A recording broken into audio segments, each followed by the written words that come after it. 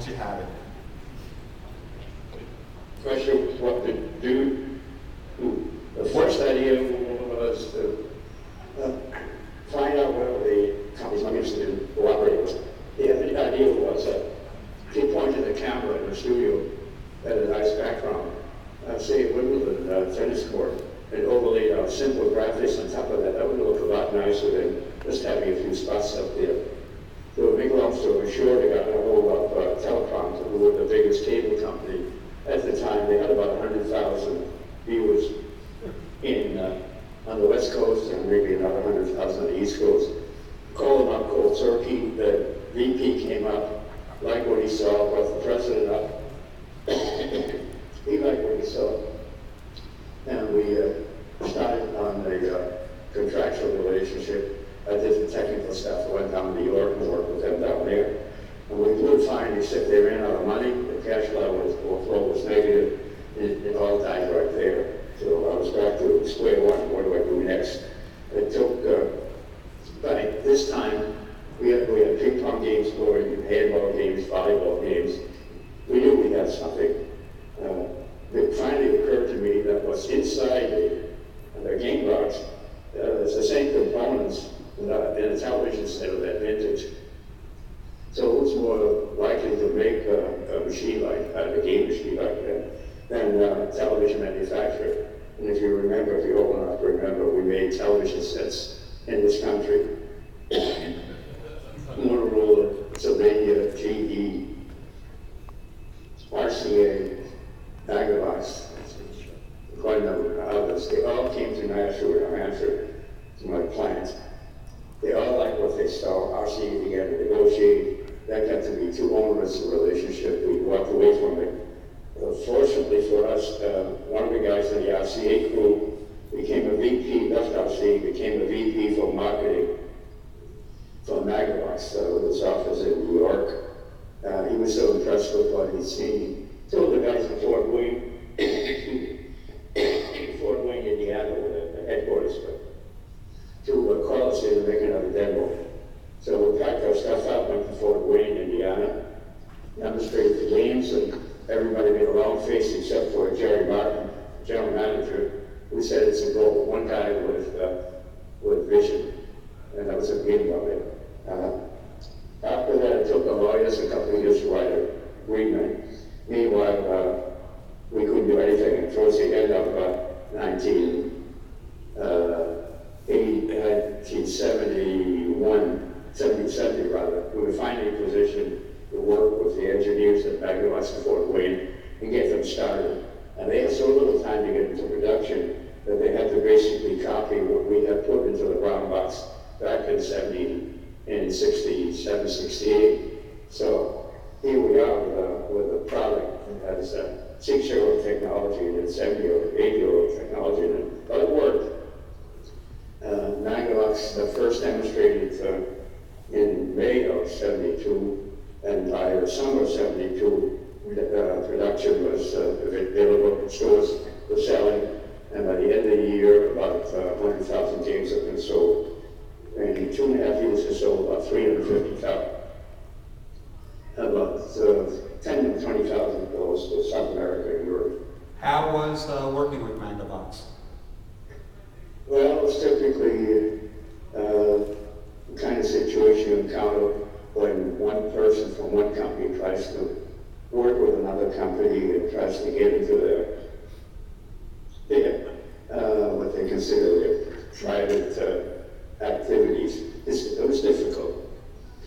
And for the first year I worked with the product manager, Bob Fritchie, which reminds me, if you go to YouTube and type in Baer video games, among the many videos you'll see, there's a 1973 television show.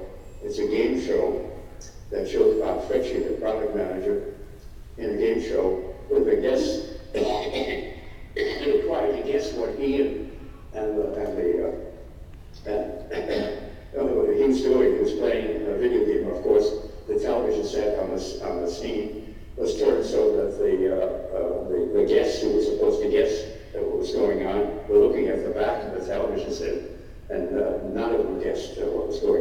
because in 1970, late 72 or 73, who knew about television games? The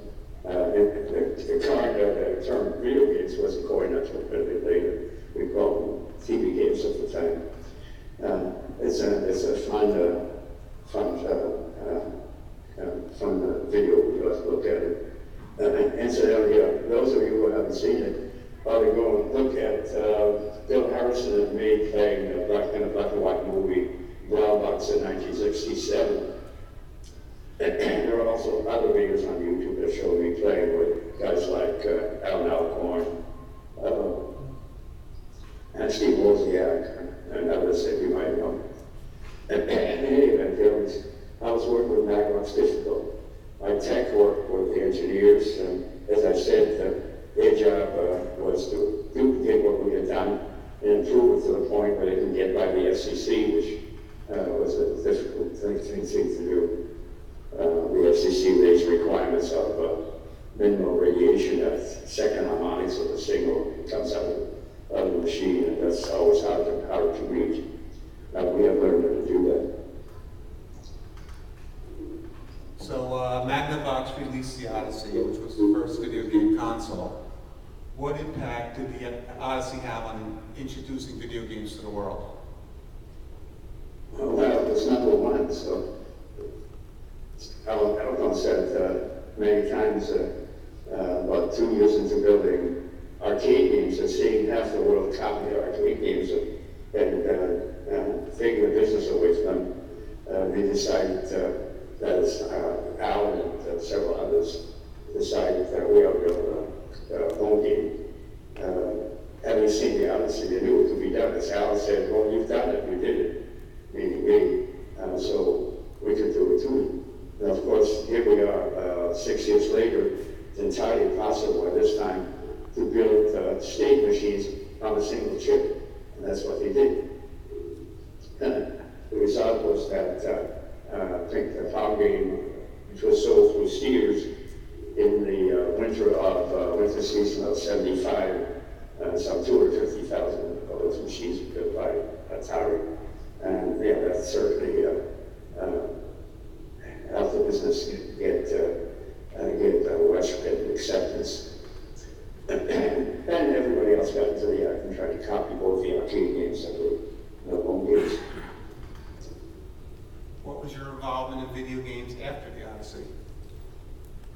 We had a contractual relationship between me and Magnavox, me specifically, that allowed me to work with them and disclose ideas, and it didn't work out. So I turned my attention to others. I was at General Instruments in Hicksville, Long Island one day, where they showed me an early version of the A138500 chip that had been designed in Scotland, Operation GIs and Grand Rapids. That single chip device played a pong game, very much like the Atari Sears game. This is in late '75.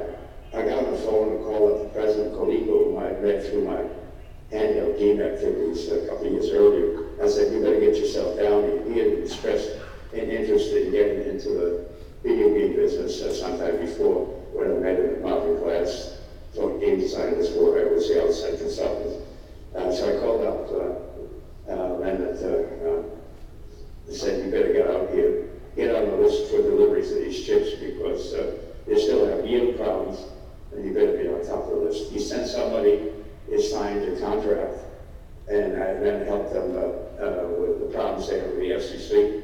And they were the first to put about $30 million worth of games out there in the marketplace. After that, we worked with Coleco for the next 2 or 3 years, I think, and helped them with the next generation games, including a triangular, some of you might remember, with a handgun lighting up in one corner, a ping pong game on the second side, and I forgot what was on the third side.